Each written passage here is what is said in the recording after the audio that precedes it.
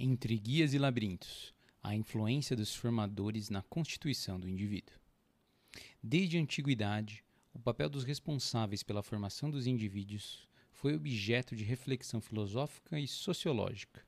Em A República, Platão discutia a importância dos mestres e governantes na construção do cidadão ideal, enquanto Aristóteles enfatizava a influência do meio e da educação na ética e na política.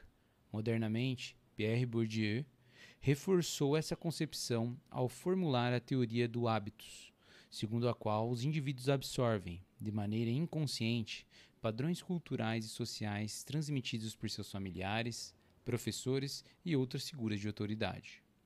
Diante disso, ao analisar a influência dos responsáveis pela formação pessoal, nota-se que essa influência pode ser tanto positiva, promovendo a autonomia e o senso crítico, quanto negativa, perpetuando dogmatismos e estruturas de dominação.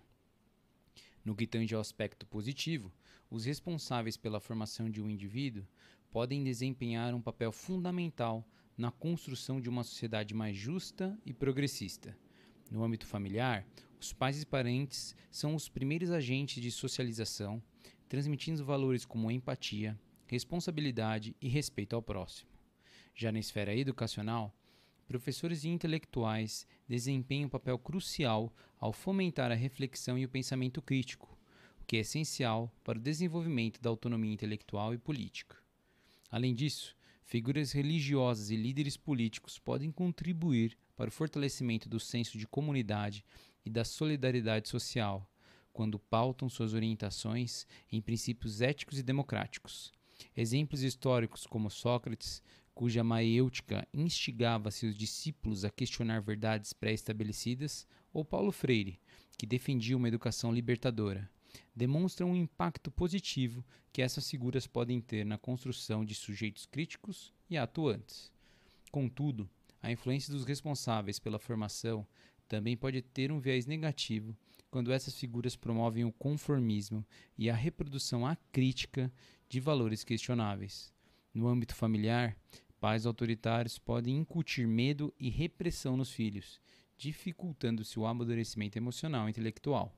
No campo educacional, métodos tradicionais e excessivamente conteudistas podem tolher a criatividade e a reflexão dos alunos, tornando a escola um espaço de mera memorização e obediência. Já no campo político e religioso, líderes podem usar sua autoridade para manipular e controlar indivíduos, perpetuando desigualdades e discursos excludentes.